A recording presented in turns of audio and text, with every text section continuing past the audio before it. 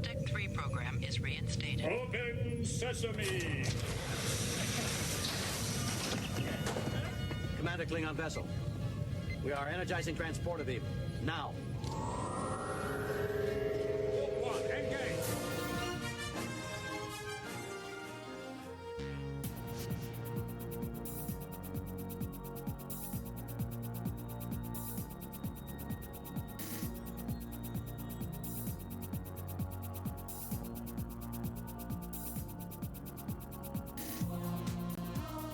Welcome to Star Trek from the Holodeck. I am Michael, your host. This is Rayman Digital's exclusive Trek theme series. If you're new to our podcast, you can find all of our shows past, present, and in the future. Wherever you listen to podcasts, just search From the Holodeck. Hello, David. How are you? Hello, everybody. All right, so we have a very, steep road to climb, or steep mountain to climb today, because just to be completely upfront with everyone, we are attempting to do the impossible for us. We are a little behind. Yes, we are. We had a little turbulence. Yeah, in our personal lives, and now we are behind, and we're trying to catch up. So we're covering 2 episodes today. They're going to be separate, but I'm letting you guys know that there may be some cross talk. You know, we might bring up things from the next episode, because that's unfortunately what happens. We forget sometimes when we have to watch 2 episodes in a row, and we're going to cover that second episode as well. Yes. So please be patient with us. We're going to try to hopefully and carefully get through the next 2 discussions. All right. So in this episode, David, we are going to be breaking down and discussing Star Trek Discovery's 5th season, but the 3rd episode of the 5th season, titled Jinaal, written by Kyle Jarrow, Lauren Wilkinson, and directed by Andy Armaganian. This episode did a few things, and it did it surprisingly quickly. Yeah. It clarified the existential crisis that Burnham is facing this season, which is more directly connected to what some call the ultimate meaning in life, the search for higher power. The conversation at the end of the episode, for example, between Burnham and Colbert, created a moment that clarified the thematics of the season, although I don't really feel like it needed clarification. But it did go beyond the simplistic search for meaning. I think that's what they were trying to convey in this episode, that the search for meaning that has been built into the season so far goes beyond the typical existential crisis of, I must find meaning in my life. This seems to be connected in a spiritual way. There's this push towards not just individual meaning, but spiritual meaning. Spiritual meaning. You know, Yeah. That typically people find in one's search for faith or possibly even God. And it does seem like they're trying to position this idea of the progenitors not as gods, but they are our creators. Mm-hmm. And to know that someone or something is the reason why we're here, it's going to generate questions, much like the questions that we have pertaining to God. Mm-hmm. It's very similar. So in a lot of ways, this is what that episode did. Now, we're going to talk a little bit about that throughout our discussion, but first, David, I want to get your general thoughts on the episode. On the episode, I do agree with you that basically this episode feels like this was them just doubling down and reiterating what the story's myth arc was going to be that was established in the first 2 episodes. Mm-hmm. This was their attempt at fully defining, so that there is no questions about what this season's going to be about, what the goal of the Discovery crew team is. It's more than just they're going to chase after a great weapon or a mystery of the season, because I know that a lot of people who criticize Discovery say that every season has to be about the Discovery crew finding a mystery. They have to go save the universe. Yeah, they're the Scooby-Doo of Trek. The Scooby-Doo of Trek, Yeah. right? Mm-hmm. But this is basically, they're really trying to go back and actually capture what past series have done, which is, like what TNG and the original series did. Really delve into the philosophical aspect of science fiction and kind of tap into the one taboo thing that science fiction tends to actually veer away from, which is a spiritual aspect. When science fiction in general usually delves into questions of God and godhood and mysticism, Mm-hmm. a lot of people feel that that's when science fiction becomes science fantasy. That's the difference between Star Trek and, say, something like Star Wars. Mm-hmm. Star Wars is sci fantasy because it embraces the mysticism. It embraces the question of, not everything has to have an answer. You have to have that unknown aspect of the universe to embrace. Well, In Star Trek, it's always been everything has to have some bit of logic to it, some bit of science. It needs to be grounded in science. grounded in science. You're right, David. They've always taken the mystical and found ways to ground it in some form of science, or at least leave it open to interpretation. They did this in there's one episode in particular that I absolutely love. It's Star Trek Voyager. It's an episode of Star Trek Voyager that was about B'Elanna Torres.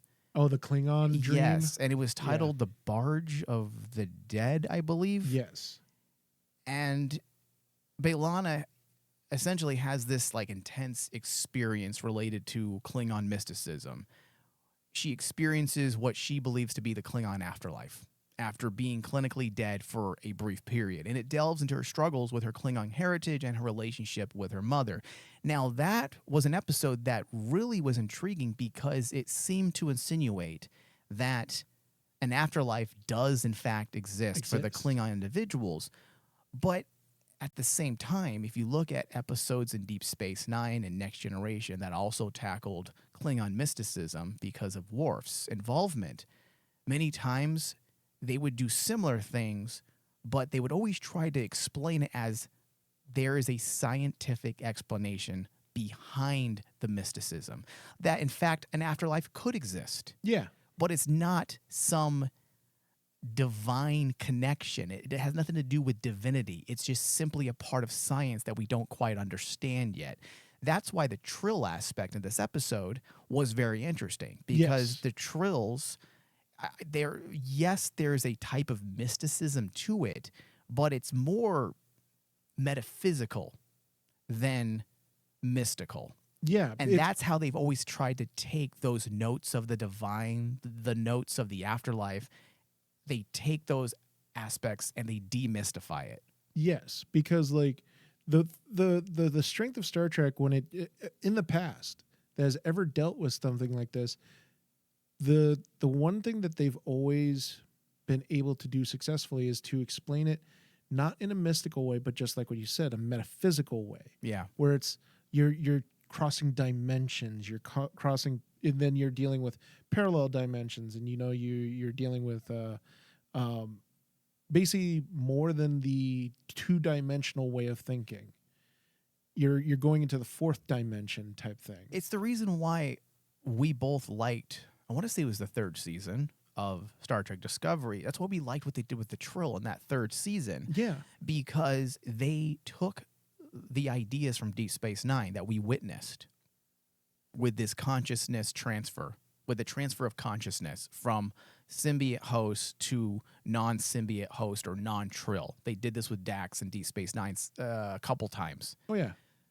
So they did what they needed to do at that time. It was very different types of television. Nowadays, you can do all types of cool things, experimental things to try to reify the non-tangible, and that's what they did in this episode as well. So they take this idea of the Trill consciousness, or part of the Trill consciousness, and transferring it over to a non-symbiote host.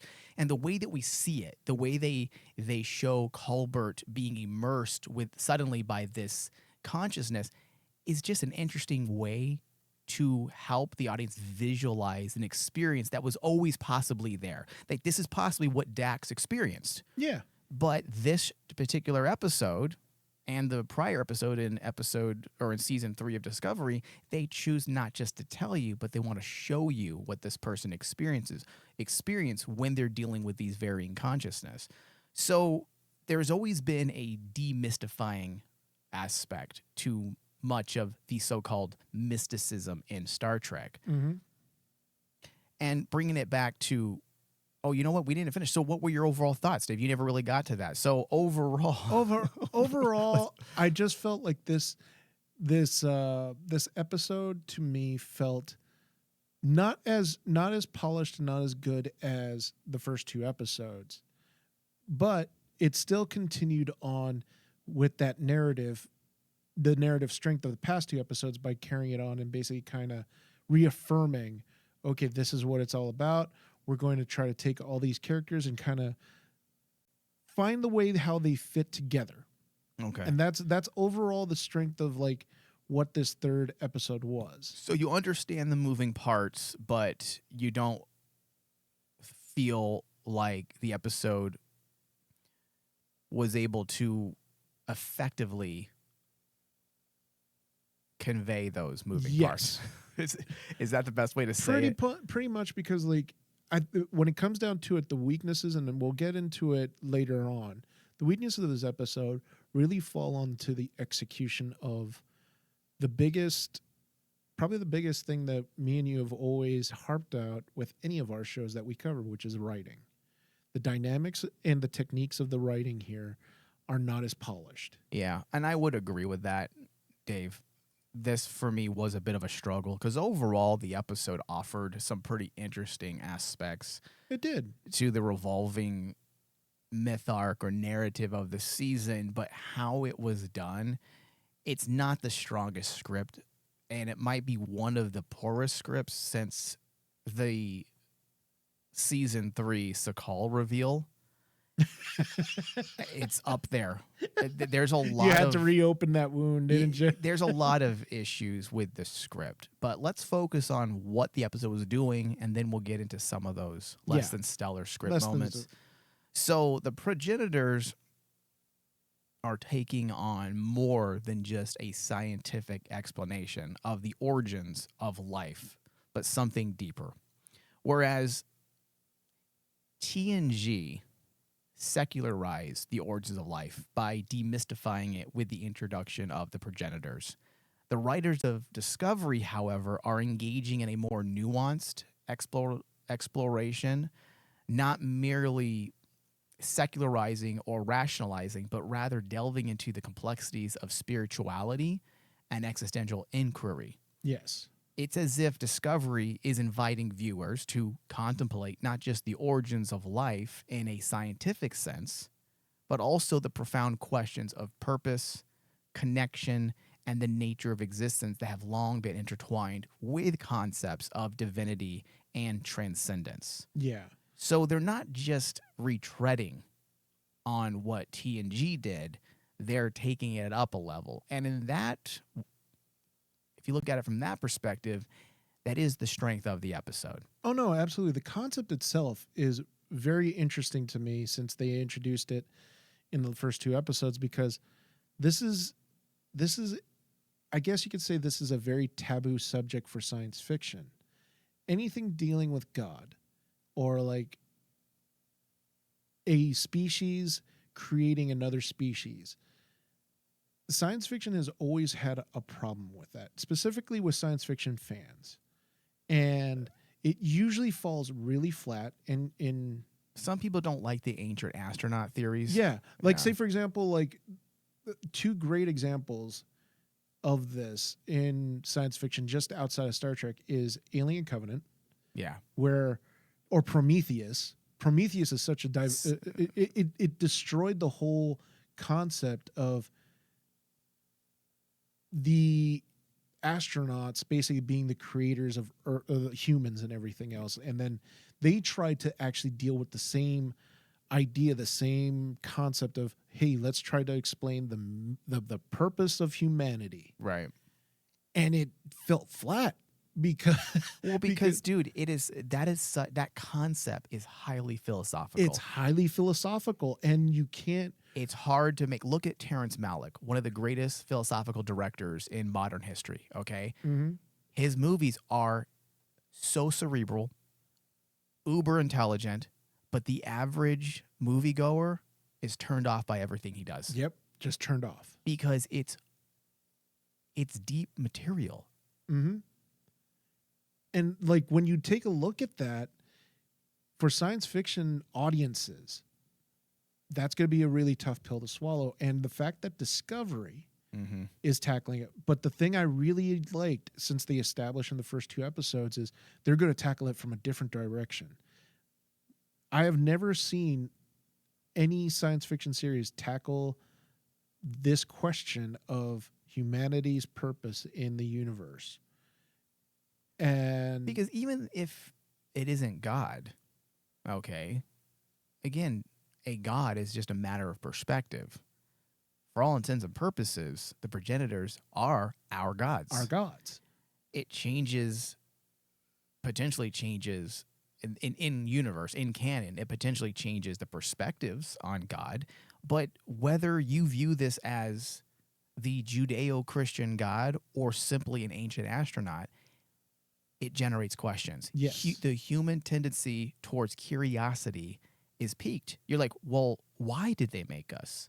And see, like, that's the thing. What are we supposed to do here? Like, why did you do this? Instead of like other series that would actually pose those questions in a more external way, Discovery turned it on its head and say, let's turn it as an internal question. Let's make it about a question of self. Don't make it a question about the entire universe. Correct. Make it a question about your inner self. Yeah. And like, which does work with pretty much everything Discovery's done since day one. It does. that's been their MO. Why do you think the name is called Discovery? We talked about this during season 2. In a lot of ways, this series, it revolves around the individual. The individual. And the idea of self-discovery. Like, it's not about the exploration part of Star Trek. They're It's playing about- on that notion, Yes. but that's not what it's about. You're It's right. not about that. Yeah. It's about the discovery of one's inner self. The exploration of the self. Of the self. Yeah. So by doing that, they're doing something completely different than any of the other sci-fi series out there that when they've tackled it, it's fallen flat. But I think that the way that Discovery's posed it is a much more, I use this term loosely, safer way of a science fiction story delving into this concept. Because they're tying it to the existential feelings that the crew of Discovery are feeling. Yeah. I think that's the reason why it works. Because you're right, David. It's very different than other sci-fi properties that have tried to explore this. It's very different than Star Trek V. Yeah. You know, where they were literally looking for God. One of the best movies One of the ever. I best don't care what movies ever. anyone says. It was the funniest, one of the best moments ever. Why does God need a starship? Yeah, listen, I need that on a shirt. All right, so in essence, they are not only expanding the lore of its universe, meaning Star Trek, but also challenging viewers to reconsider their perspectives on the search for meaning and the role of spirituality in the human experience. And it is quite the feat, David, as you have been voicing. Star Trek has walked the line of metaphysics before.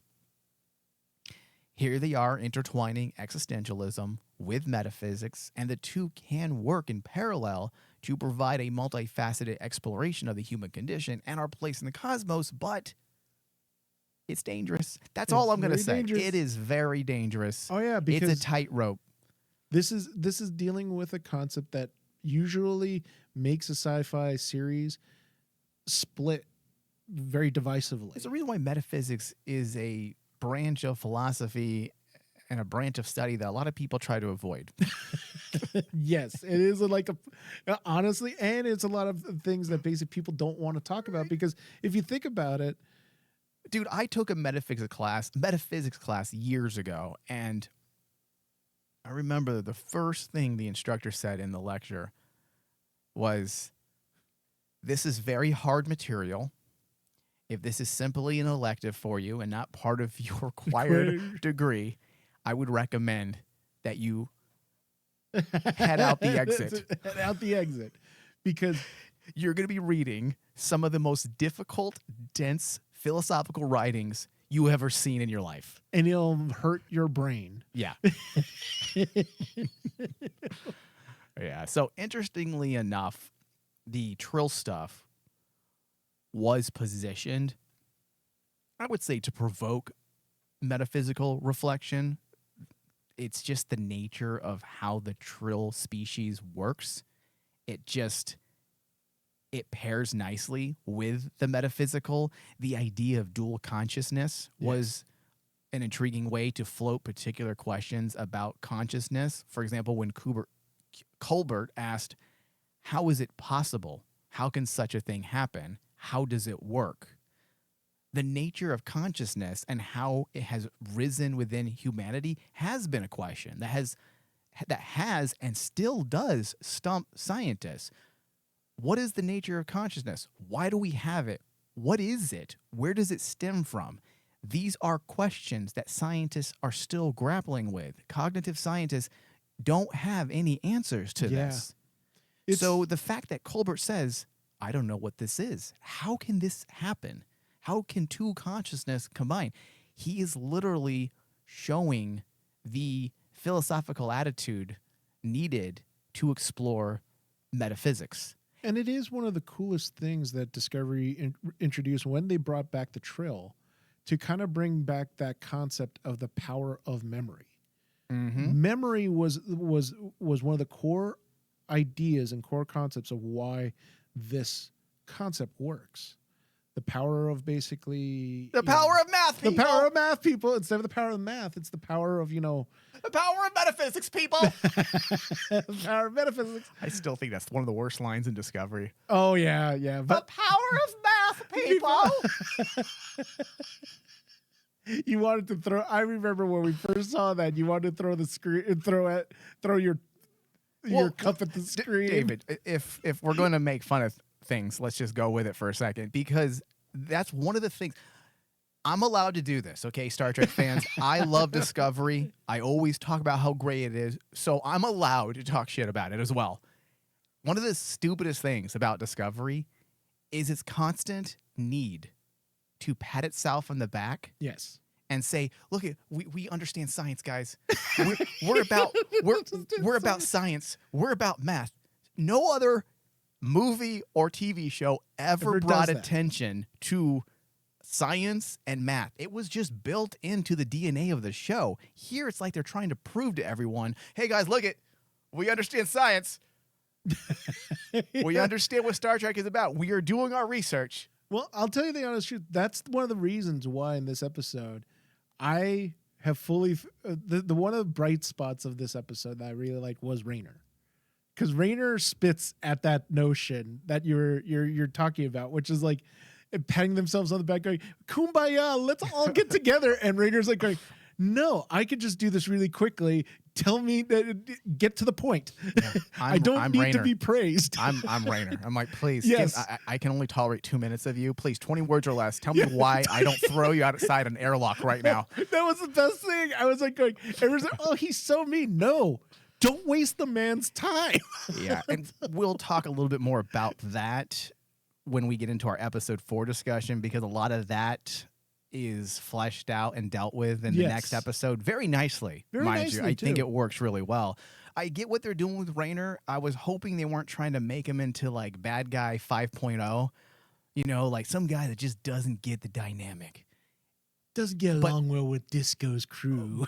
But in a lot of ways, David, his introduction is actually the writers of Star Trek Discovery tackling questions or criticisms that have been launched at Discovery since day one, dealing with the familiarity and the lack of professionalism on Discovery. We've said it.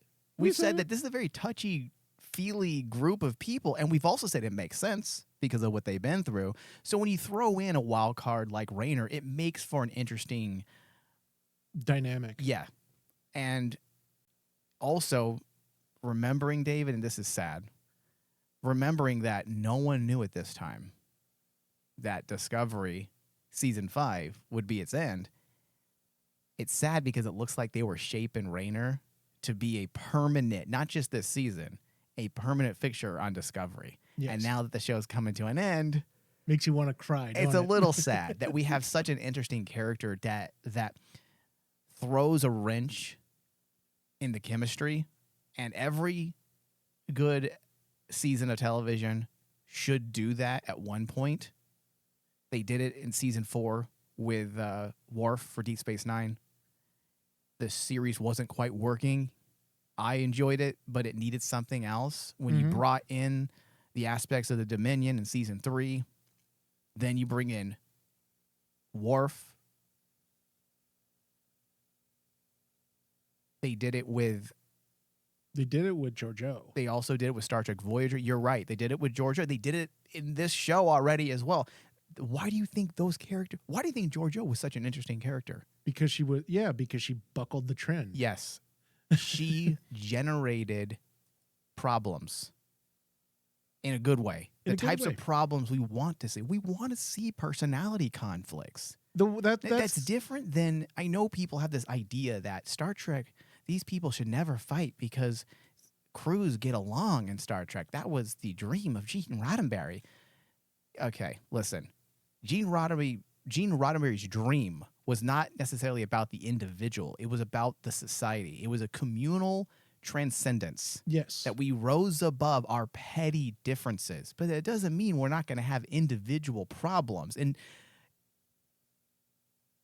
individuality is never going to mesh perfectly. There's always going to be personality clashes. That's actually part of the human condition. And I think that's also one of the strengths of this episode in concept form was the fact that one of the themes that they tried to emphasize in certain aspects with relationships that were going on in this episode was conflict is key. It is okay to have differences. Isn't that what Terrell said? Yeah. So is that her name, Terrell? Taryn. I think it's Taryn. Trina. Because Trina, is it? I don't know. I don't know. She it's one of those names with a fucking hyphen on it again, or a comma, whatever. It's the Star Trek comma. No, the Star Trek Discovery comma. This is a new thing. But like when she actually tells Saru that basically, hey, I know this one side of my constituents will actually disagree with my decisions, and this side is gonna probably hate my decisions, but that's okay. Yeah, it's Tarina. Yeah.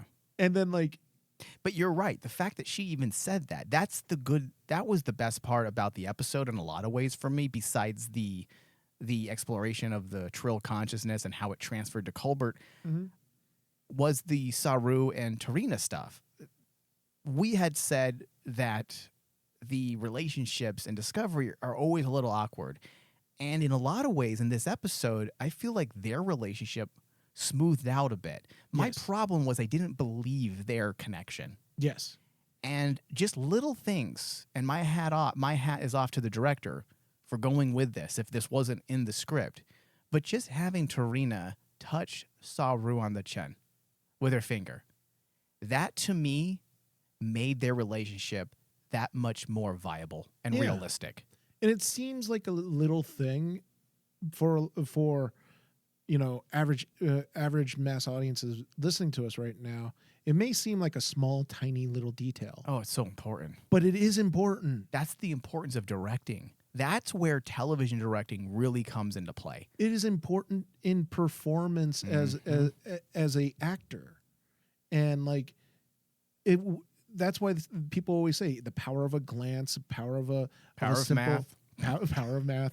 It's the little tiny details that will actually make the performance and the characters believable. Yeah. That's the problem I had with Saru and the Vulcan president in the first 2 episodes. I did not believe their relationship was very close because their body, the way that they were performing to each other just felt like they were two people having a simple dialogue. Yeah, and I think having that conflict be the bridge to show the audience that there is a connection there. I think that was smart because at the heart or at the center of the episode, it was about conflict and how conflict is necessary oftentimes to recognize our errors. Yeah.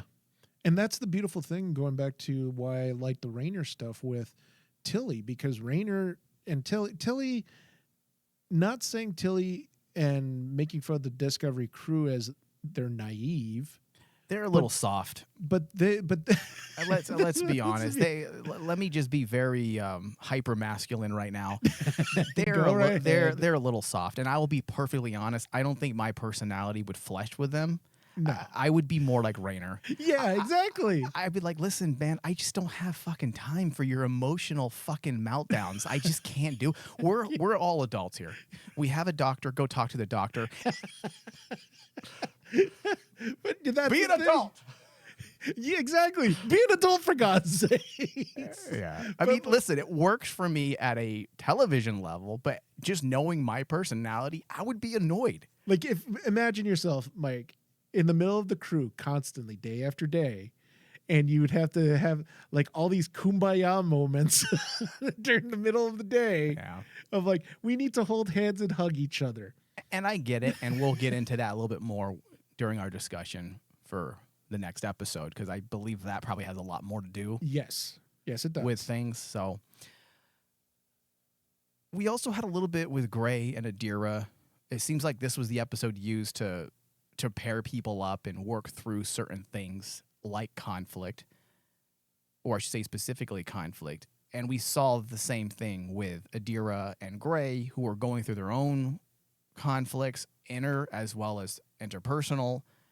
And we now see that this essentially gets us to the point where they decide that they really shouldn't be together. They have grown apart. Yes. So that being said, when you look at the components of the episode and what they were doing, I can look at them favorably. I get what they were doing. Yes. But the execution of all of it, except for the Rayner and Tilly stuff, a lot of it didn't quite work. That's not to say I didn't enjoy seeing Culber. What's Culber? The actor that plays Culbert's name? I always forget his name. Oh. And I really don't want to do that. Give me a sec. Oh, Wilson Cruz. I think seeing Wilson Cruz be able to play Jinaal Bix, I'm a big fan of characters being able to leave their comfort zone and do something a little different so that the audience can see their range as an actor. And Wilson Cruz has some range. He he does. Man, he is so good, dude. Yeah. How long now have we said that we love this dude? And we're finally getting to see him do something outside of his wheelhouse in an episode like this. Maybe that's the benefit of having more of an episodic hybrid serial, because then you can move into little episodes that can focus on other characters. What does it mean for Wilson Cruz's character? Or I should say, what does it mean overall for Culbert? I think he's also coming to terms with purpose and meaning. It's now causing him, his experience is now causing him to have questions. So all in all, I can understand what they're trying to do, but the script itself had lots of problems. For example, the way they close out the episode is probably some of the worst writing I have ever witnessed in Discovery. And again, this is from someone who believes that Star Trek Discovery, for the most part, has been a very strong series. It's had some ups and downs. It's had some growing pains. But overall, I do enjoy Discovery, and I think there's a certain type of intellectualism that is unique to Star Trek Discovery. Yeah. But that doesn't mean there isn't room to nitpick. And a script like this is one of those moments. It beat us over the head. We didn't need to hear the conversation. No. There was between unneeded Burnham and Culbert about the meaning of life and purpose. We didn't need to hear that. We were already clear on that based on the amazing work they did in the first two episodes. Yes. We were all very clear that this is a season geared around notions of existentialism and the seeking of purpose and meaning. We got that. Yeah. We understood it.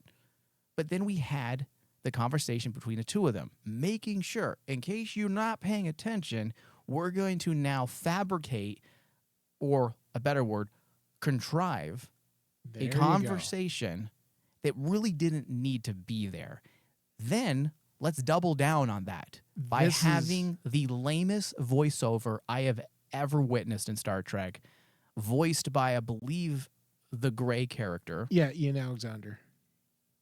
where they then, if you didn't catch on still, they then do this corny montage with corny lines, making sure we understand that everybody in the show this year, they're all facing the same things. And that is the one that basically was the icing on the cake for me in regards of bad, in my opinion, bad writing. Yeah. Because this type of writing reminded me of, say, something I would have seen in the 90s on CW. Where Well, not the 90s. The 90s was UPN. UPN, yeah. Where Let's say mid 2000s CW. let's have a Dawson's Creek moment where I'm going to have this monologue about how everybody works well together and kumbaya, and we're all going to be facing this conflict together. David, do you remember Doogie Howser? Doogie Howser, Remember yeah. from the 90s and Doogie Howser? That's probably the best example. That's there. the best Where example. if people don't know what Doogie Howser is, it's a TV show about a young doctor who was a kid, super intelligent, and he was able to become a doctor. And at the end of every episode, he would write a journal. Yeah, And he medical would- log. Yeah, and he would talk about all the things he learned at the end of every episode. And he'd be like, today I learned what it meant to be a man. To be a man is simply more than just being a man. A man means you must confront problems. And also, my mother taught me the real meaning of what it means to be a man. A man. Do you see how repetitive and convoluted that horrible conversation was? That's what Doogie Howser did, and that Is what Discovery was just how did. banal the voiceover was at the ending.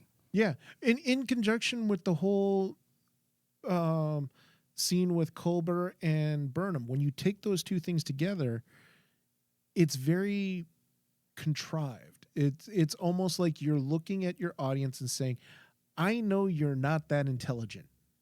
I'm going to spell it out for you as the writer. Yeah. And it's an insult to the audience. It's an insult to the audience intelligence. And Star Trek has always been the type of show that is for, like what you alluded to earlier, the intellectual. You're not supposed to talk down to the audience. You're supposed to, pose questions with the audience and say, what do you think? You come up with your own interpretation. And even that conversation between Burnham and Colbert, I rolled my eyes while they were having it because I knew what they were doing. I knew they were literally But it was spoon-feeding well the audience. performed. But yes, I didn't have a problem with the acting. And I understood what they were doing. I didn't agree with it, but I understood why they were doing it. But then they followed up with a 3-minute montage where they were kind of saying the exact same thing. I'm like, so you were spoon-feeding us a moment ago, and then now you're still spoon-feeding. You're not spoon-feeding. At this point, you're like Iago to the Sultan in Aladdin. You're like, you want a cracker? You want a cracker? You're just shoving it. No, I don't. I don't want to be happy with everybody. But and also in one of the examples of why this episode is very conflicting for me is because of the up and down, like, performances, and also the production of the script just keeps it wasn't very consistent. Like, just like you said, you'd have a good performance by two actors for a much unneeded part of a script in Culber and Burnham, but then you'd have a important character narrative point to the story with, say, like Gray and I'm trying to remember, Adira, but unfortunately a terrible performance. in that important character narrative for Adira. And it because like with those two characters, much like what we were saying about how you need to believe that these characters are with each other if this is a relationship type of scene. Mm-hmm. I'm sorry, Adira and Gray, I didn't get the feeling that, oh, they're in a relationship. So when the punchline was we have to be together, we can't be together, you don't have that punch. You don't have me feeling, oh, that's very sad. I think the difference though is it's all about acting. It's acting because at that point. Adira Tall, played by Blue, what's her name? Blue Barrio? Blue.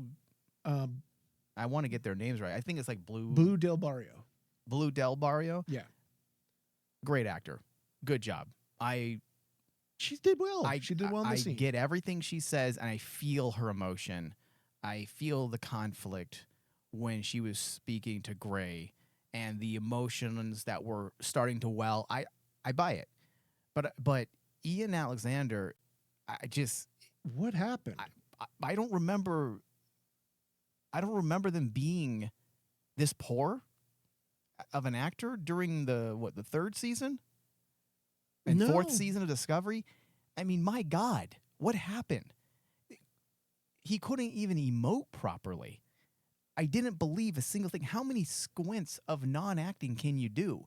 One thing that I notice with actors who aren't great or actors who are not comfortable in a specific scene or they're having problems connecting with the material is the first clue to an actor having a problem is the excessive squinting of the eyes. Yeah, it's the bad acting squint. It's when they're trying to convey confusion or sadness and they squint, because a lot of people, when they're just learning to act, think that's how you convey a certain feeling is by trying to change your face. Yeah.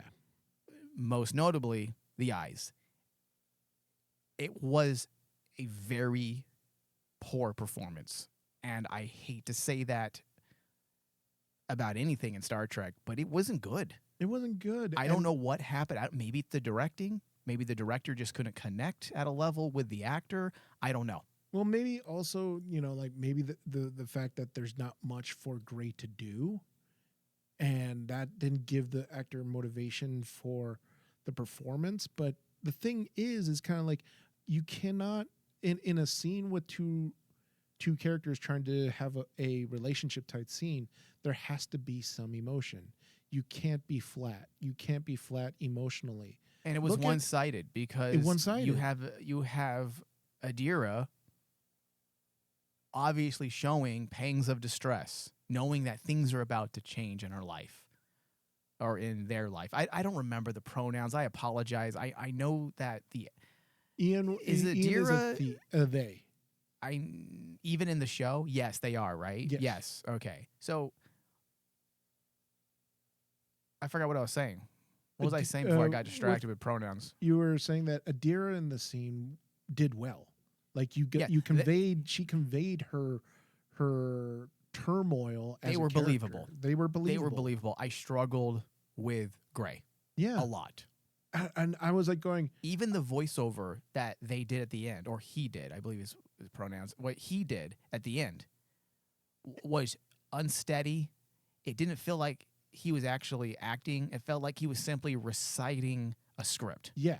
And like there was no emotion or passion or any type of impact in what was being said. And I think this is something that's coming to a head for Discovery for me. I mean, he might as well read a grocery list or a text message from his mother, and we'd probably get the same effect. Yeah. And like this is a problem that I feel Discovery for me has always had, which is they always seem to have this weird. We mentioned it about it earlier in I think it was episode 2 that we covered, that Discovery is the one series that everyone's freaking relationship has to be awkward. Like there's this weird awkwardness with people having relationships, even if it's Burnham and Book. And Burnham and Book. Here is a great example that I can point at where it's like this is something that basically irritates me about Discovery is like, you're not making me believe that these characters truly care about each other. The Stamets and Colbert relationship was fixed for the most part. But it took time, but dude. It took time. But you know how it was fixed? It was fixed when they became individuals and not characters connected at the hip. Yeah. And Do you remember we said that we need them to be separate in order to appreciate them and then bring them together. And over the last couple seasons, they have separated the two. And because of that, we have learned to identify and appreciate each character on their own. So that when they do come together in a relationship, you're more open to it. And you're like, okay, I like this. I get it. Because we know about them as individuals separate than simply a contrived relationship that was forced in the first season. Oh yeah, and that's the problem. If you're expecting Adira and Gray to get that same, if like the Discovery writers would look at me and say, "Give us time, Dave. We're gonna fix their relationship." Yeah. I'm gonna look at them and go, "This is your final season. It took you 2 seasons to fix Culber and Stamets. You're not gonna have enough time to fix Gray and Adira by the end of this season. Yeah. It's just not gonna happen." Yeah. All right. So before we wrap today's discussion, we should bring up a little bit of information that was important because they decided to spell it out for us in a gross amount of exposition, which is another problem with this episode. You have a season that seems to be carefully written in order to sustain a certain amount of mystique, mystery, if you will. But then you have a moment where one thing I hate. Let me backtrack. You do not. Let me say this in a very nice way. The worst way to convey information that an audience needs is by the writer assuming that this moment in the script is the right time to just tell you. You need to show us through the eyes of someone else. And I'll give you an example. There's an episode of, and I know I'm crossing streams here, but it's the only recent example I have that's at the top of my head. Star Wars Bad Batch. They have this mystery. I don't want to spoil it for anyone. There's this very deep-rooted mystery that goes through the entire final season. Has to do with this aspect in the show called Project Necromancer, I believe is what it's called. Yes. And we don't know what it is. And when it's time to finally learn what it is, they don't just find some weak, half-assed moment to just tell us. They use a character who finally is allowed entry into this science building. And then you experience all the horrors and atrocities through their eyes. They don't tell you. They allow you to experience visually. They show you. They show you, not tell you. And it's a fucking lost art in television. It is. And here we have a moment where Colbert's character, as when he was Bix, they decide to tell us 800 years ago, a group of scientists were formed together. First off, it sounds like a premise for an 80s, an 80s procedural. Yes. Coat Seavers and Fall Guy, or the A-Team. 800 years ago, a group was formed and united to create a scientific committee that will explore and analyze the progenitor and its creation. I'm like, what? You just told us this? You just told us this? That part is just more of my issues with the script. I like the information. I actually like that reveal. When it's all said and done, I do like that they're bringing this back to a Federation president who realized the urgency and the importance for all organic life to understand the progenitors. Yeah. That was all interesting. It just the way they delivered that information was so half-assed. It was extremely lazy. And at the end of the day, David, that is my problem with this episode. There were lots of great aspects. But ultimately, this episode suffered from a horrendous script. Execution, script execution. That's the thing. Yeah, it's just not that great. The overall certain things were good, but the script itself wasn't that great. Yeah. And David, that's why I got to give this episode my lowest score I've ever given a Discovery episode. It's a 67%. Wow. Okay. It's not a good script, David. I was coming in today and I was like thinking Mike is going to tear me a new one when he sees my score, because I should have made you go first. Yeah, exactly. Because I was actually thinking my score for this was really harsh because I did not like the way it ended.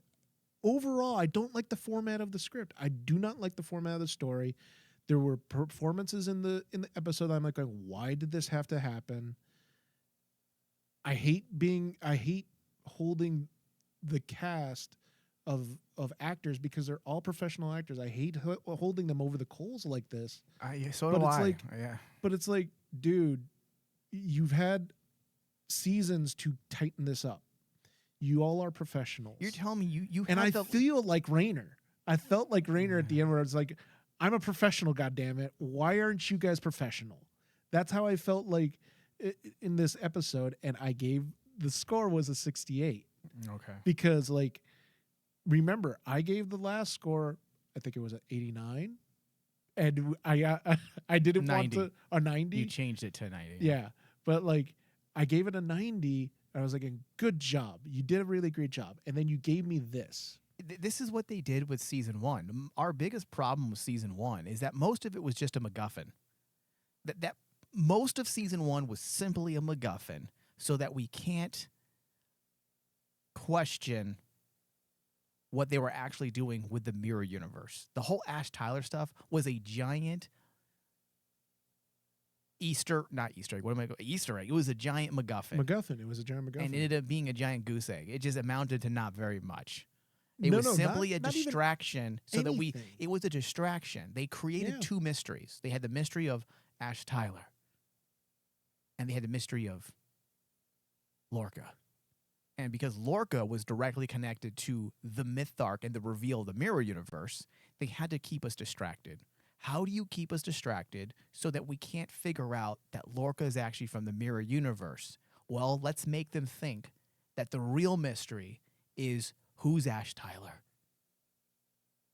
They even created a fake actor account on Twitter and tweeted as the actor. They were pulling out all the stops. That's my biggest problem with season 1, is because half the season was a fucking MacGuffin. Mm-hmm. Here, I don't know what I was going to say. What was my connection? I think I better end because I'm just getting upset the more I think about it. Upset. Yeah, and I don't want to get upset because I like this show and I like the actors on this show. I think I'm just disappointed that the script wasn't good. Guess Overall, what? Yeah. It happens. Every season of Star Trek has that episode. You're like, what? Yeah. I don't really like that. But the difference is, in a season of, say, Deep Space Nine, Voyager, Next Generation, you have 20 plus episodes. So one bad episode, you're like, well, moving on. Moving on. With a show that has been shortened down to 10 episodes and it's its final season, and your third episode in, you're struggling like a motherfucker, well, it doesn't bode well. Yeah, and that's why I'm hard on particularly that Gray and Adira storyline, because I'm like going, essentially, you just wrote them off. Well, I hope it is. I hope if they don't move on past this, then I'm going to scratch my head more and say, well, you fucking made us watch 5 minutes of poor acting to end this relationship. That you gave us a season's worth of. That now you're going to bring back for some reason? Let it die. It's over. Let's move on. Anyways, all right, David, that brings us to the end. But I'm also very positive. Very positive. It might have sounded a little aggressive, but I'm just being honest.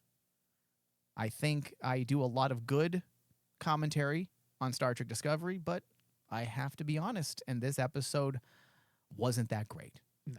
All right. Thank you, David. Thank you. Live long and prosper.